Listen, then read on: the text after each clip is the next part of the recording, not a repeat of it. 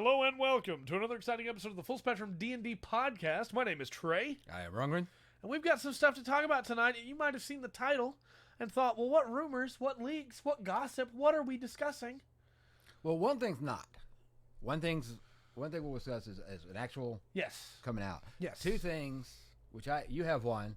Yes. Which I think is much more like, well, what I'm talking about is likely, but it's right. a ways away. The one you're talking about.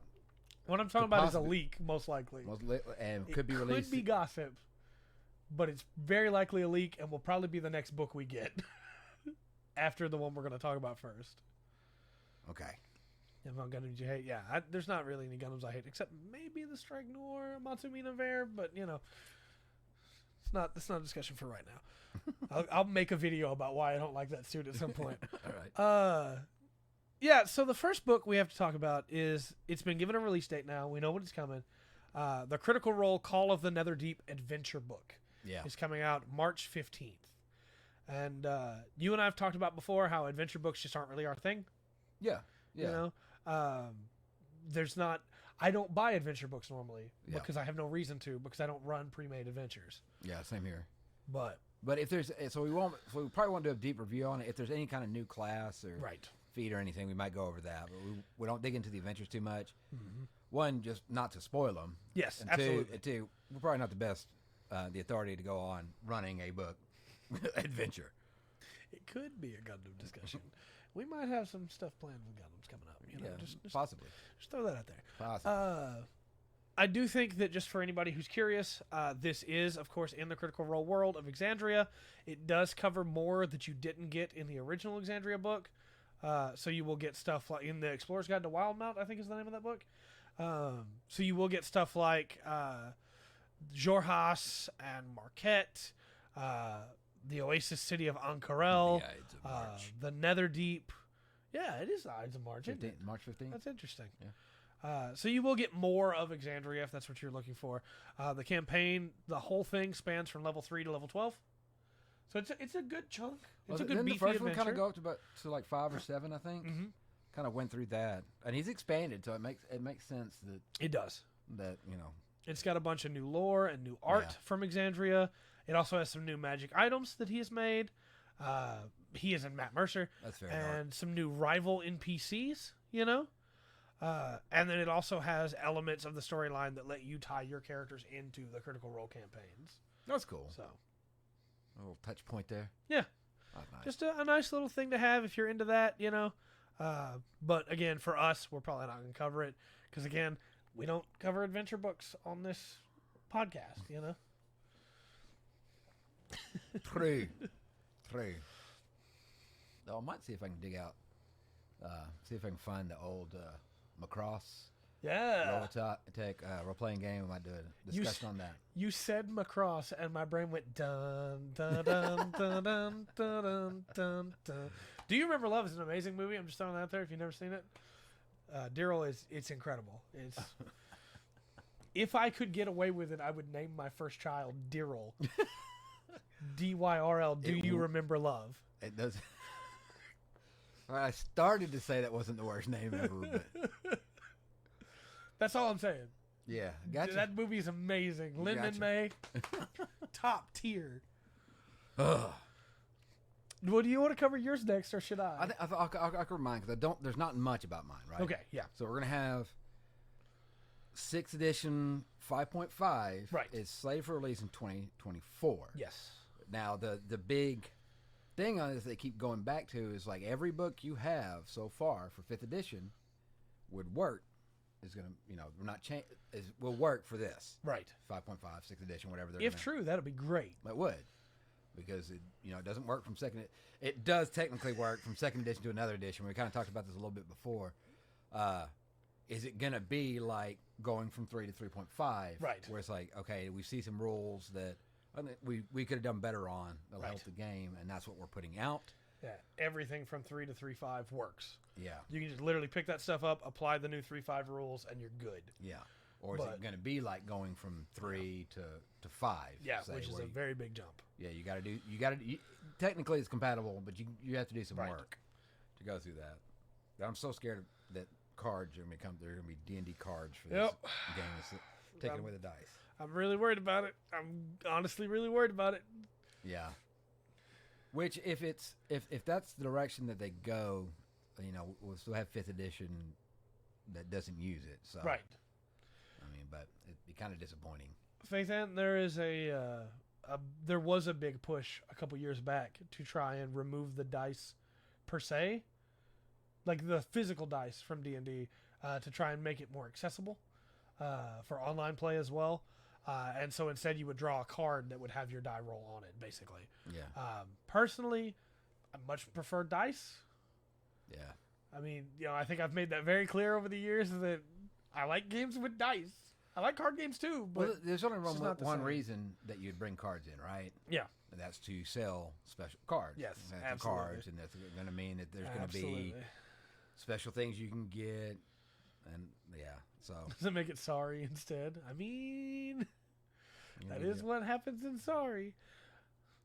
Yeah, 5e has some problems for sure, and that's what hopefully this update would fix. Yeah. But our worry, or at least my worry for sure, I don't know about you, is that if it is like the jump from a 3 to 5, then all this stuff we have before is just going to get re-released again. And I'm going to pay for it again instead of just allowing me to use it anyway. Yes, you got to have the shiny pretty click-clacks. I found players are very... I don't mess with players' dice. I let them do their thing. I have their shiny little click-clacks. It's okay if you have a dice ritual. I do too. It's okay. Oh. The click-clack edition. Yeah, right? Yes. Some people do. It is very funny to me that we keep saying the words click-clack because of the campaign that you were running. Oh, yeah. Where there's a character named Click-clack. Yeah. But, yeah, no. I think, like, if I wanted to use a book from 2nd edition in 5e right now, I have to completely retool every class, right? Yeah. I cannot use them as written. But if I wanted to use a book from 3 to 3.5, like we said, I don't do any of that. Yeah. I just take and go, okay, well, now it uses the 3.5 rules for how this works. Right. The class itself still plays the same. But, hey, you've brought this up before, going from 2nd edition to 5th edition. I completely forgot the name of the class for a second. Clerics can use swords now. Yeah. There's a lot of things that, and I don't know how. Click-clack collection. Well, I don't click-clack, but I don't have the money for a click-clack collection. Well, you got to make some choices. And look, you chose Gundam. I don't can't blame be down. you. I don't blame you at all. Can't be down on that. You chose Gundam and going to Las Vegas. I don't blame you. I think you made the right choice. Oh. Yeah, I don't know. There's obviously they're happy about the discussions that are going on right now about 5.8. It's getting attention and stuff. But I'm hoping, kind of like Dirk kind of mentioned it earlier about being a little more like Pathfinder. Yeah. A little more restrictions, a few more things kind of define your character. Yeah, I agree. A little bit. I feel like we're getting there too with the stuff that came up in Strixhaven for mages. I feel like we're pushing for more options to define classes, to make it, hey, if you play a Strixhaven mage, you are playing a very different wizard from somebody else. That's true. And I hope that we go that direction for all classes. Like we mentioned, give us a buff up Cavalier, where, hey, if you go Cavalier fighter, you're a completely different fighter now from a Battle Master. Not because you suck and the Battle Master's great, but because you have all different utility than the Battle Master has, Yeah. Yeah, They are expensive. Middle ones, but what's that? Yeah, so I don't know. There's a lot of speculation. There's not, I'm not upset or anything. I just hope they stay. I hope Magic the Gathering stays Magic the Gathering and D&D stays D&D. Yes, that's what I want. And apparently, Wizards of the Coast has decided to keep D&D, which is a whole other thing. They were going to sell it off or something, but that's really it. There's not much coming out. Right. Like I said, I think it's just they've got just enough to have people start talking and discussing and grappling at each other about online, and it's getting moved. I think that's what that was about. Now the one that you're going to talk about, that might be purposely leaked, or it might be nothing. But So, go ahead. We should say before we get into this book that I'm going to talk about is not confirmed. It is absolutely still rumor. It could be an official leak. It could not be. We don't know.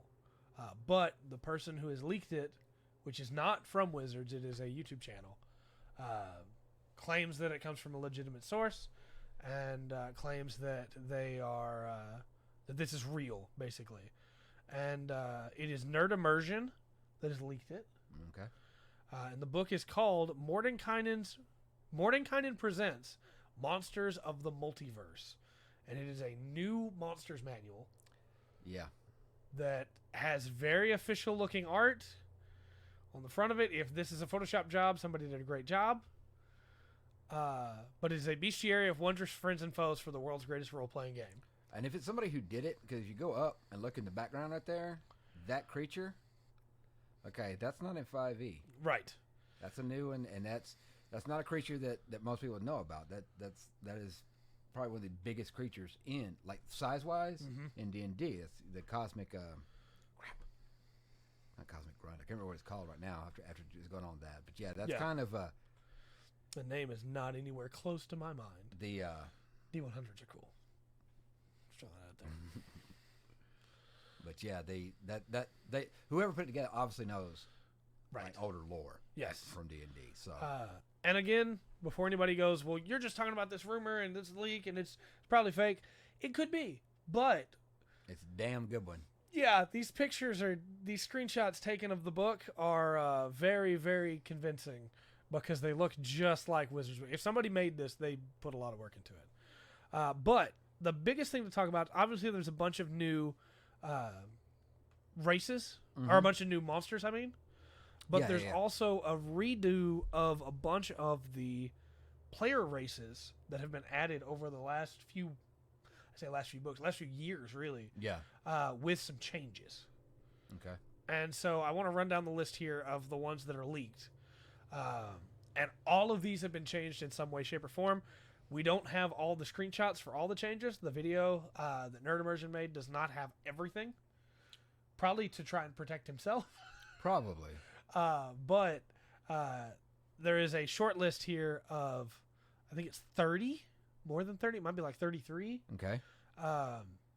Aarakocra, Aasimar, Bugbear, Centaur, Changeling, Deep Gnome, Dwergar, Eladrin, Fairy, Furbolg, Genasi Air, Genasi Earth, Genasi Fire, Genasi Water, Githyanki, Githzerai, Goblin, Goliath, Harengon, which is brand new, Hobgoblin, Kinku, Kobold, Lizardfolk, Minotaur, Orc, Satyr, Sea Elf, Shatterkai, Shifters, Tabaxi, Turtles, Tritons, and Yuan-Tis.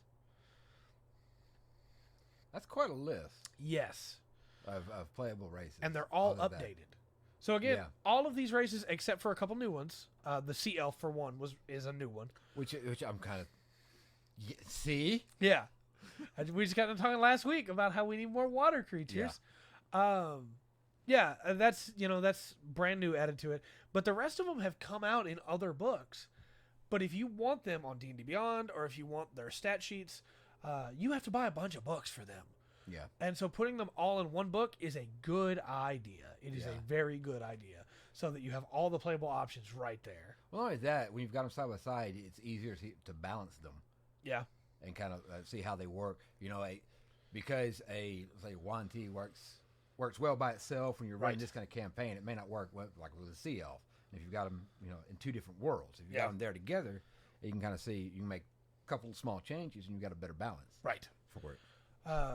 There are a bunch of small changes that Nerd Immersion does not get into, but he does get into some of the big changes. For instance, we had already been told by Wizards, we talked about this at the time, races are losing a lot of their ability score bonuses. Yeah. So instead, it will be like a +2/+1 or a +1/+1/+1 for almost everything. Because they want to make it where you can take any of these and put them into any world, and they won't, for instance, if you're playing a Sigil campaign, your orcs aren't going to be stupid if they live in Sigil. Yeah. They're going to be rather intelligent. So a negative to intelligence doesn't make sense there. Personally, we talked about this at the time, I think there's no problem with just leaving them in there and having a paragraph that goes, hey, in your world, these stats may be different. Yeah. But I understand why they're doing it this way. A lot of people are upset about it. But this is because it's different. People don't like change. You know? But we had talked about this when the Wild Beyond the Witchlight book came out. I had to stop and make sure I was saying it right. You remember how the fairy had innate spellcasting and could cast their spells with spell slots as well? Yes. And it was the only one that could do that. All of these monster races are now being given the option to do that. Yeah. See, this is starting to raise a little bit of concern. Yeah. Because we talked about, look, if you make your character in the Strixhaven campaign, Right. you're a step above Yes. already. So now this is going to have to take everything else Right. up another step. And look, man, they're kind of characters are OP in They 5th are. edition They are. already. I get what they're going for here. This makes these races that maybe weren't going to be played otherwise more Yeah. of a consideration, right? But it's going to make Githzerai very strong. Not only that, if this book comes out and this is what it is, they are set for any setting Yeah. they put out afterwards. Right. They don't have to add these races right now. The only one I can think of was two. I can think of because I didn't hear GIF or Kendra on there, obviously. Right. Going through there, that would be two races to add: one for Dragonlance, one for Spelljammer. Yeah. Absolutely. Everything else is in that list. Yeah. Absolutely. That you would need. Yeah, I also like negatives being in there, but again, depending on your campaign, they're not going to be there anyway. So I understand what they're doing. I just think that, there's no reason to remove it from the book. Just put a paragraph telling people, hey, keep in mind, this is the default. Yeah. Your DM can change it on the fly. We talked about that before. One of the biggest misconceptions about 5e that they expected players to know, there's a lot of new players. They're not going to know that this is Forgotten Realms. Right. That... And of course, they didn't put a lot of the tags in that they normally do for elements. There's nowhere to be mentioned. Yeah, for sure. So it's a lot. But that's one of the problems that I had with 5e is like, hey, this is how these characters are. These are how these classes and races are in Forgotten Realms. Yes, this absolutely. is how the orcs are in Forgotten Realms. Absolutely. They're not pleasant. If you're playing in, like you said, another world, like you talked about Sigil. Yeah. If you're playing in Dragonlance, you've got two different elves. That's right. Two different orcs. Right. Classes there to pick from, and one of them's kind of, dumb and evil. Right. The other one's not. Yes, they're very clever. Yeah. I did want to highlight a couple of the big changes that in the leaks again. Yeah. Because again, we don't have the book. We'll obviously go over it if the book does come out. Because all the races have been changed. That I'm sure will be multiple weeks going over all those. But Githzerai, I mentioned, are going to be very good if this is true. They get Mage Hand as a free cantrip that they can cast whenever they want. At 3rd level, they get Shield that they can cast with their own spell slots as well. And at 5th level, they get Detect Thoughts that they can cast with their own spell slots as well. Just for free, which is very, very good. Yeah. So... also, Swerfneblin and Dwergar are not the same now. They're separate, which means that Dwergar no longer operate off Dwarven traits, which means they no longer have penalties for heavy armor. They're their own race now. Okay. So maybe you're going to want to play a Dwergar now when you wouldn't before, because why wouldn't you just play a Dwarf? Well, also, this is quite a few of those, you're talking of being... really usable in an Underdark campaign, right? Yes, especially absolutely. these two you're talking about right now. Absolutely. And there was stuff you could run one. They had a pretty good section on the Drow, the Dark Elves in the Monster Manual. You had the Durgar, you know, but you didn't. It really didn't expand out much. And I know they had the Venture, the Mad Mage, the Super Dungeon one, going through that, but it really wasn't a fleshed out Underdark. If that makes sense. Absolutely. Another big update here is that Goblins, Bugbear, Hobgoblins were Fey in the lore, but didn't have Fey ancestry. Yeah. Now they do. Yeah. So they will be able to take advantage of Fey ancestry as a thing. So creatures have negatives. I still think creatures should have negatives when you play them. If you want a smart orc, put points into not being stupid, but also can point by not rolling for points. And in a lot of point rolling rolling works well in D&D. Yes. For points, it really does. But point buy, which there's definitely rules for it. You can do that in D&D, Right. And go with like a standard array. But there's some games where point buy is absolutely 100% the way it goes, Yes. and it works for that. I think the Palladium games, Mouse guard. a mouse guard has gone on that works a little bit better with that. But I understand. Yeah, I get where that's coming from.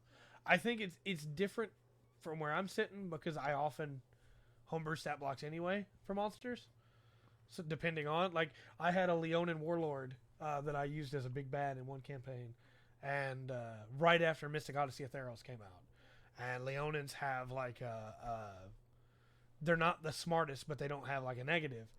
Well, he's very clever, he's very intelligent, but he's not very wise. So I homebrewed the stat block to where he had negatives in wisdom because he needs to have that. He's reckless, he's attacking, and so I think that it's, as a DM, I look at it and go, well, it really doesn't matter anyway because I'm gonna do whatever I want. But as a player, absolutely, I get why you'd still want the negatives to be there. You know? It also it kind of depends. How people make characters differently. Some people have a character in mind. Right. Now these are not people that have their 20th level character in mind. Right. These people, that they have their starting character in mind, what they've kind of went through, and they know where their strengths and weaknesses are. Right. Right. That player, you probably give them.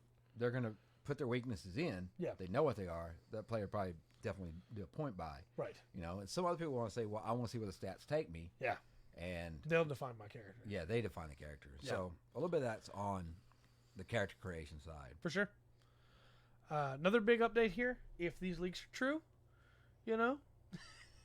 Genasi have gotten a rework.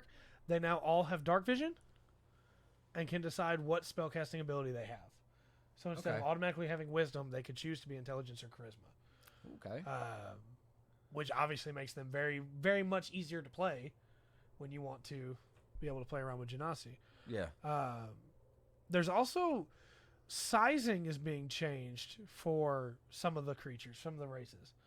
Harengon was the first one where we mentioned it. You could choose whether you were small or medium. Okay.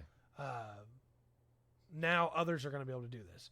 Genasis, changelings, tabaxi, and turtles can choose what size they want to be. This also makes like a whole small campaign a thing you could do where you have a small turtle, a small tabaxi, a small kobold because they're automatically small, and then a small harengon. That's cool.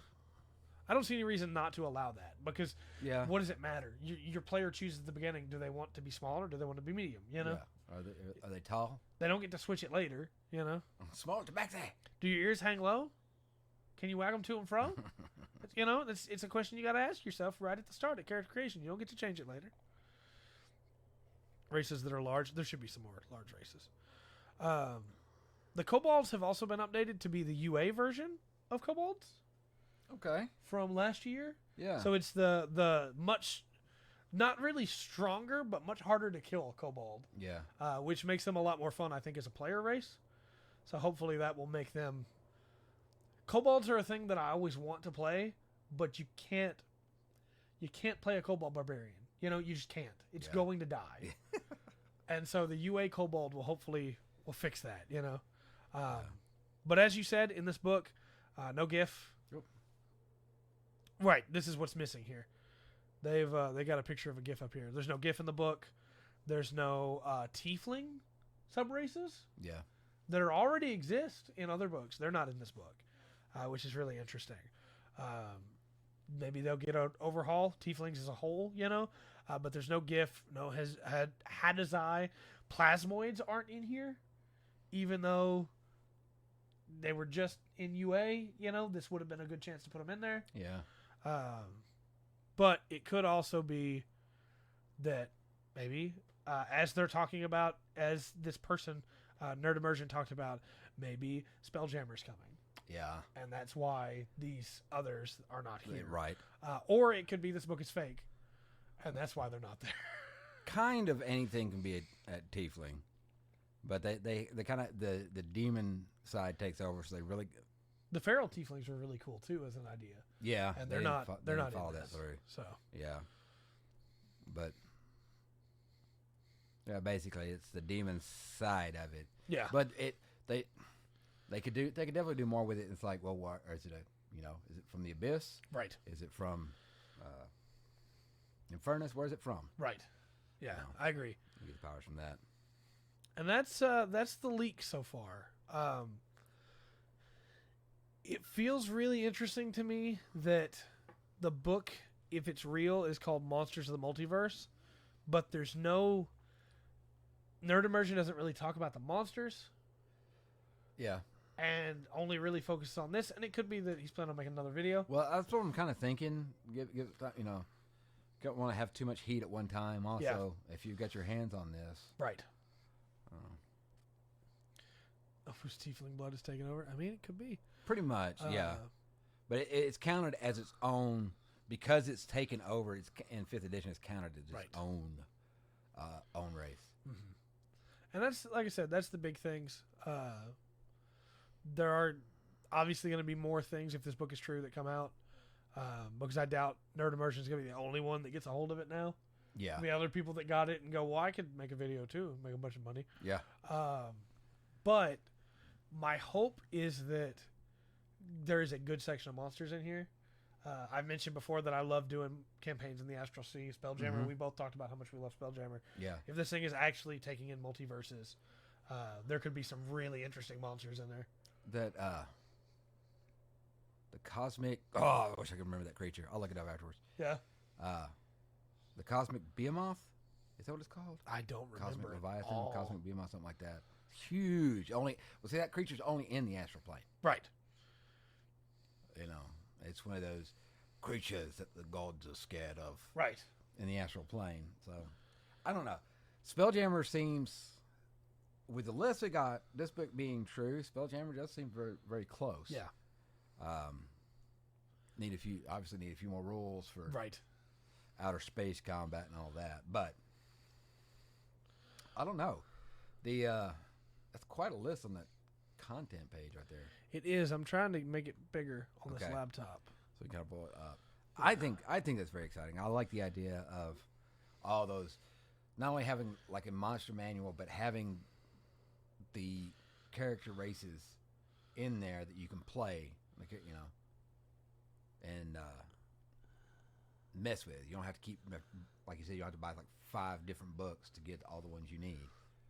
So if this is real, we're looking at Modrons, Clockworks, we're looking at Dead Hives, we're looking at Darklings, we're looking at a bunch of Spelljammer monsters, basically. Yeah. The Corpse Flowers, Cave Fishers. It's really hard to read.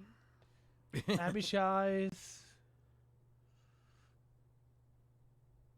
Dwergars. So it's got some Astral Sea stuff, some Spelljammer stuff, and some Underdark stuff.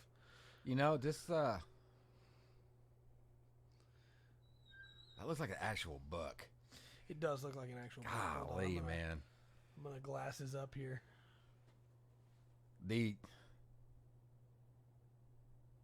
Either this is gonna be released, or this is a mock up Yeah. that they're a precursor for something else Right. that's coming. I'm seeing Demogorgons. I'm seeing Deep Scions. Well, one of the things we talked about coming this year, definitely more psionics too, Mhm. which would tie in with Spelljammer Astral Dreadnoughts. because they don't have the guts to do Dark Sun. I know Right, it's not Dark yeah. Sun. Also, like, how cool is it that Shatterkai is getting more stuff? If this is true, like, Shatterkais are great. That's a playable race now. Like, we need more stuff about Shatterkais. I want to see what they've done based on what they did on Strixhaven for the different feats and stuff, and the way they tackled making Strixhaven mages special Yeah. from each school. Kind of looking into I will that. pull up a picture of the Shatterkai for the chat. Shatterkai.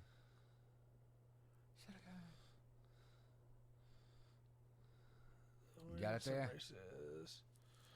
Do they not have a picture of the Shadowkai themselves? Probably not.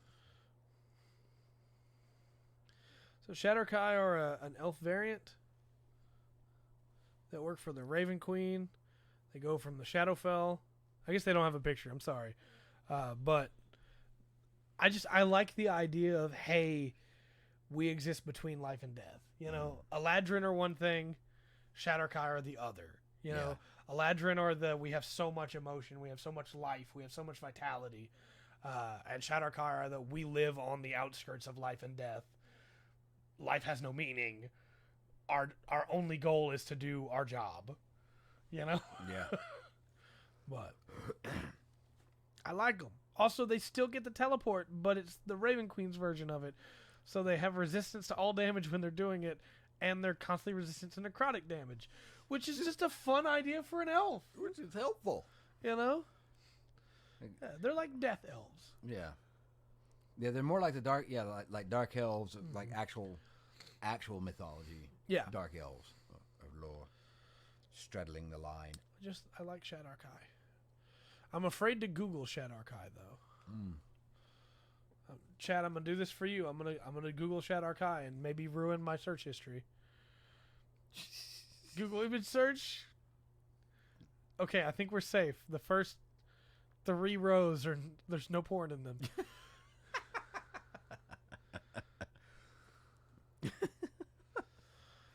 Okay. Can you get it? Yeah, I'm gonna turn it and then pull it up. That's the Shadowkai. I don't know if they can see that, man. I don't know if they can either.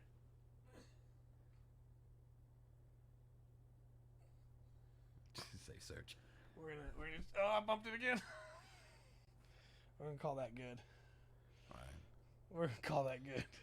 I kind of have the, pale skinned death elves. Mm-hmm. We'll do that. I like Shadowkai. See, the armor of the elves is too pasty. Yeah. But yeah, that's the leaks around monsters of the multiverse. And I'm with you. I think chances are this book is absolutely real. Yeah. If it's not, again, they did a great job.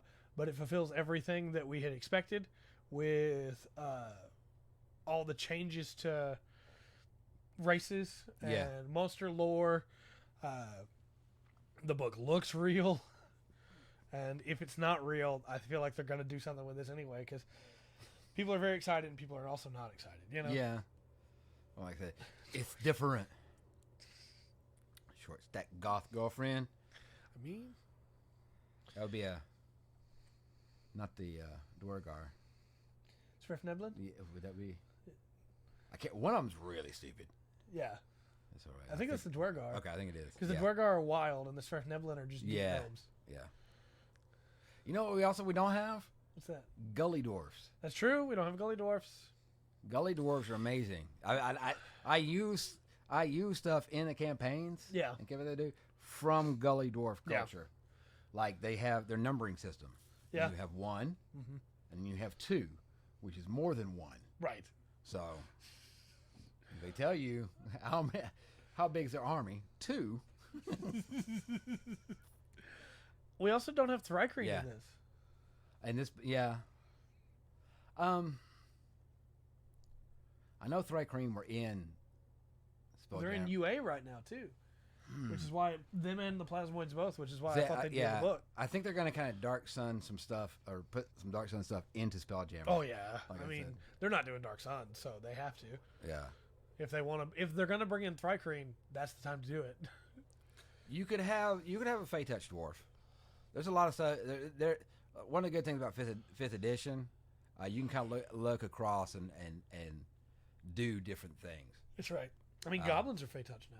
Yeah. If this book's true. You know, it was an NPC, but I had a goblin that would pretty much line out like in the last campaign. Yeah. That would pretty much probably statted out and looked like a human on paper. Yeah. You know, all that, but it was a goblin.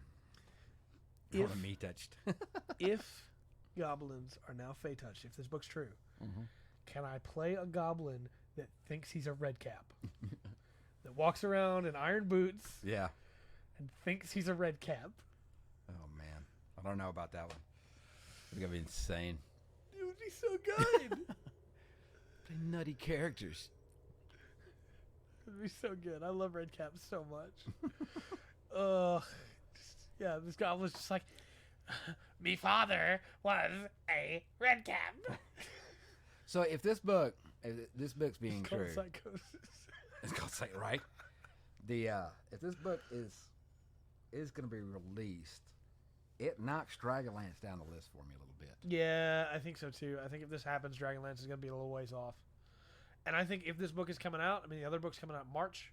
I think if this book's coming out, it's either coming out in February or it's coming out in May. I don't think it's going to be late into the year. You don't think it's a November release? I think this is their chance to make a lot of money. And I don't mean to sound cynical, but releasing all those races into one book, if it's real, they're going to make some money on it. Yeah.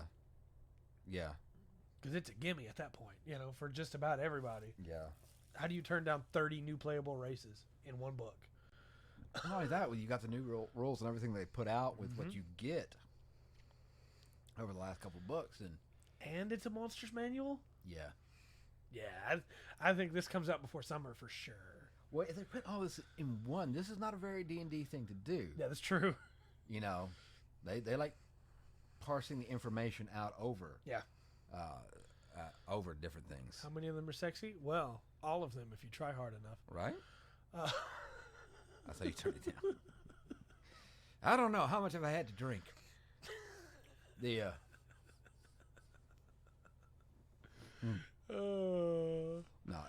but it does move Spelljammer up. Yeah, I agree. Quite a bit as a campaign setting, and there needs to be a campaign setting come out this year. Yeah, I agree. Let's see that. Whole pot of coffee. No, yeah, I think for sure. If this book is real, comes out before summer. Spelljammer comes out in the fall. That'd be nice. That would be really nice. Actually, that would be a really nice time for me as a DM too. Yeah. Yeah.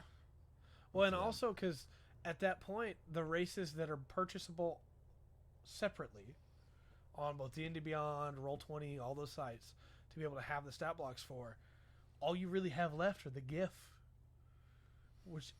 and the specialty races. Yeah. And so you got to put out a book that has GIF in it then. Well, yeah, you got to put out a book that has GIF in it. And we talked. I think I talked about it before. Spelljammer. You've got, we've got a touching on the Mind Flayers and the Gith Yankee, just a touch, and it seems to be going a little bit more of that. And you can't look. You can't really go into the Gith Yankee and the Gith and all the stuff that they've been through and what makes them without having the Mind Flayers. Right. It's very important to their race. Plasmoid that has a few trunks, each one has a body in it. They can pilot like a mech. I mean, let's see why not. I still think we're going to need a Planeswalker class this year too. That would be interesting. Because that would work really well with Spelljammer as well. Yeah. Going out through. Yeah, I think we got some good stuff coming. Yeah, I'm kind of excited. Like I said, this is a different. The only thing that throws me off is this is a really different book for D&D. Right. To set it up like that. We talked about the Monster Manual before and how it's a decent monster manual, 5th edition monster manual, but it's nothing compared to earlier ones. Yeah. Second edition. Yeah. The thing is a tome. Yeah. Well, I've got a 3rd edition one over on the shelf, and it's just it feels like a monster manual. It feels, you get the quotes in there. It's set better. Yeah. In many ways. For sure. The 5th edition monster manual feels rushed. Yeah, it really does. It's so much smaller than previous editions. Roll performance. Acted like all the damage hurts. I mean, holy damage does hurt. It's still damage. That's true. All right, roll with advantage. Oh.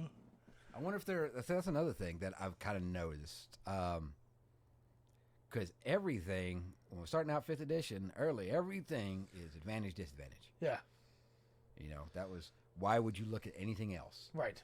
You want something to give you advantage. And that really hasn't been laid out in this. Now it's either an ability that will change the battlefield or some kind of other bonus. It's not right. like, hey, roll 2 20s or. Yeah, it feels like they're updating all of the monstrous races, maybe is the way to put it, Yeah. to be more in line with the newer ones, which is good, I think. Me too. From the DM side for 5th edition, not having these spells, a lot of these monster spells have, they are innate. Right. There's not a very big list of them to keep up with. That helps. Yeah.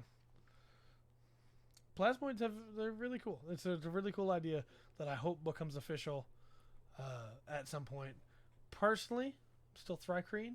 Yeah. That's my go-to. I want that official. Yeah. But it's nice to see Sea Elves might be becoming official. Yeah. Aquatic, which I do believe. See, that's another one. I actually think those are. I would have to go back and check. I think those come from Greyhawk was originally put out. I think so. So, wouldn't that be gentle repose that keeps the body from rotting? Yeah, you gentle repose is for 7 days, right? Yeah, and you keep casting. That's a cantrip. And then there's a couple things you could do. And then once you got powerful enough, you DM lets you can kind of like quasi lich it. Yeah. To where you can bounce. I just had like the craziest idea of like a bounty hunter that his target's dead or alive, right? And he just, after he kills them, gentle repose, put him in a bag of holding. 7 days. As long as you get him out of there in 7 days. Right. Show up, empty the bag of holding. I'm trying to think of if there's any other spells. Nice. Yeah, every edition of D&D has had sea elves, aquatic elves. With a swimming speed and able to breathe underwater innately and everything like that. It just hasn't been in 5th edition yet. Right. Going through that. And don't get me wrong, there's the ability to make your own, right? They even reference it in the book. Yeah. Of like, there are elves that live in all kinds of climes and adapt to everything. Yeah. And they give a good example in the D&D because that's where you get Eladrin elves from. Mm-hmm. Exactly. So, of how to change and make up the character. Yeah. So yeah, it could definitely be done homebrewed. Right. For sure. But it's nice to have official, And a Shatterkai that is more than just a paragraph would be nice. Yeah. And also it's nice to have it official because some people don't want a homebrew. Right. They're going to go off what's right there. They want the book open to have the stats that they can look at. There are some tables that don't homebrew at all. Yeah. So it's good to have. Yeah. What you need then is a mimic that will not eat the bodies on purpose. That will eat anything else, but will not eat the bodies on purpose. A tamed mimic, as it were. I feel like people misunderstand mimics. It's a whole different discussion. Yeah. And I have to be very careful not to drag us too deep in this. That'll be fine. But like mimics also have weird dimension space going on inside them. Yes. And people assume that it's just the tongue and the teeth. It's like, no, there's a whole creature in there. Yeah. It's amorphous. It's a little bit... Do we have the mimic houses in 5e? We do, yeah. Yeah, because usually the description on those goes in because you can actually... They can choose. You can go in, and you will be in an extra walking through this house, but it's an extra dimensional space. That's why, I mean, Souls is the one that people think of with mimics now, for better or worse. Yeah. But when the mimic unfolds and the legs shoot out, it's like, that's a thing you can have a mimic do in 5e. Yeah. Kind of like the TARDIS, yeah. Mimics can change their shape to whatever they're trying to mimic. Yeah. And the default is just a chest. When in actuality, like staircase mimic, ladder mimics, tree mimics, house mimics, cave mimics, you can do all that. Yeah. Yeah. So when you tame a mimic, you have the most powerful thing in all of D&D. Oh, it's not tiny servants, but you could actually have a chest you can kind of sort of bring to life and march with you. Yeah. I forgot the spell. It's not tiny servants. Tiny servants is another one. But it does the same type of thing. Enchant object, maybe? Animate object. Animate object. That's it, yes. Animate object. I was thinking, it's not enchant. What word is it? Animate object. Animate object. With a mimic familiar. No, the real play is you put the mimic in the bag of holding. A terrible idea. And then... As an interdimensional space inside an interdimensional space. Yes. Yeah, you don't want to do that. The mimic instantly fills the bag of holding. Everything you put in the bag of holding, it's now a bag of mimic. Everything you put in the bag of holding goes into the mimic instead. And if somebody tries to steal your bag of holding and they reach in, they get their hand bit off. Yeah. But the mimic can never leave. You need to make sure the mimic knows that before you put it in there. Because the mimic can no longer leave. The mimic is the bag of holding now. And it cannot change its shape again. Or it will literally rend itself apart. Explain that to your mimic familiar. Because otherwise you can't access your bag of holding either. Oh, no. Yeah. Better keep it happy. Yeah. Feed it people from time to time. Yeah. I'll probably do it. Okay. No, I don't talk. I was running kind of a one-shot thing the other day. Yeah. And I've never had this happen before, so since we're off track. Yeah. Talk about it a little bit. So, the character found a bag of beans. Planted them, got 4 eggs out of one, right? Okay. Now, you either if you eat an egg, you either take a lot of damage, internal damage, force damage. Right. Rip the most painful fart ever. And it's a lot of force damage. Yeah. Damn near kill one of the characters. Or, if you pass the Constitution 20 save, you get 1 point of intelligence. Oh. Right? So these characters are fighting a giant alligator, which is not sentient. Right.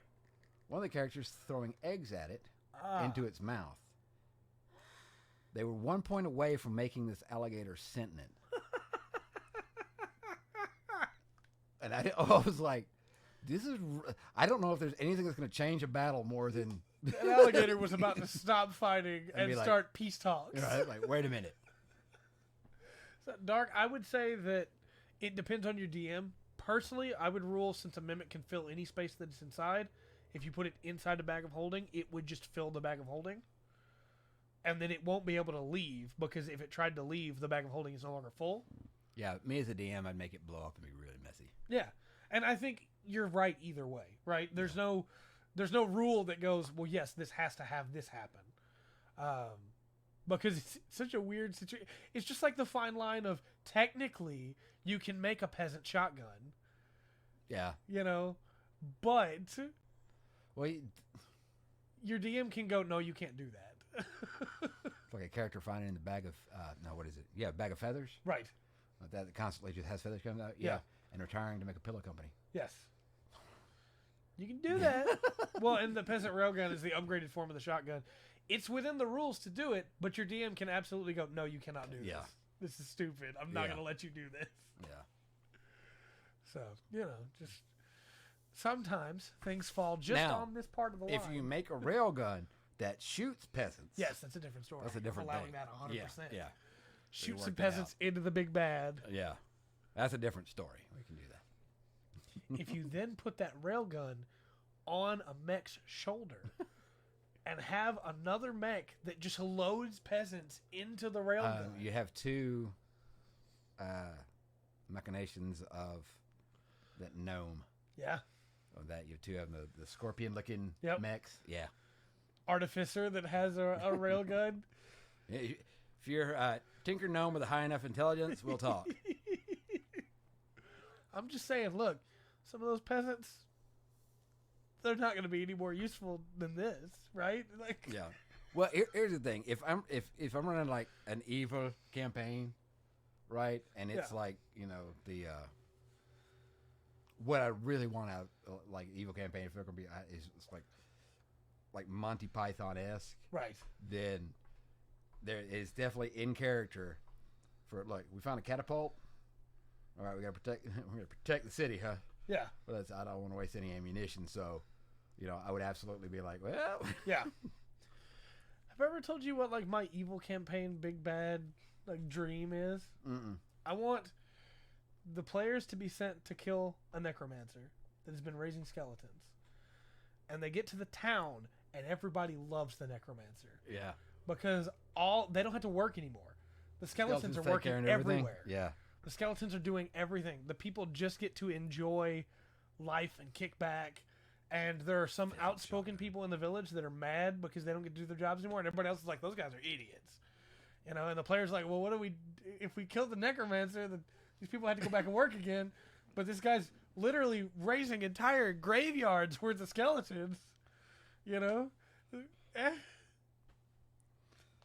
Like, you know you're running an evil campaign, right? When you say, like, okay, the guy comes in through the door and you see the shiny armor, and he says, you know, you give him the good, like, forsooth I shall vanquish you. Yeah. And your players go, yeah, I can't wait to kill this guy. Yeah, that's right. That's right. Shoots out pheasants. Pheasants. There you go. Yeah. Pheasants are another way to do it. We're all going to get offerings to help people research to fight the big bad and save the people and use them to make the launcher. Then when I'm done, request help from the people to defeat it and use the volunteers as bullets. Yeah. It's the only way. Hey, more feathers. Yeah, right. D&D Pillow Company. Well, how's your coffee looking? I finished off just a minute ago. I got like a sip left. Yeah? I think that's a podcast. I think so. That was good discussion. Thanks, y'all, for Yeah. the input on that. And, you know, I'm going to stop. Because otherwise I'm about to derail us about a necromancer raising skeletons that then could be fired as blunderbuss ammo. But we'll be back Tuesday talking about some more news. Yeah. We're already slowly filling out the docket with news, so please look forward to it. It's going to be exciting. Yeah. And we might have some Gundam news in there. Yeah. I don't know. Through that. So. Killing the big boss with a pheasant launcher would cost less lives. That's true. Yeah. Except for the pheasants. It costs pheasant lives. But, you know. What's more important, a peasant or a pheasant? All right. Circle up the paws. All right. Until next time, though, I have been Trey. I have been Rungren. And we've been the Full Spectrum D&D podcast. Remember to always enjoy the full spectrum that D&D has to offer. I forgot to have the button ready.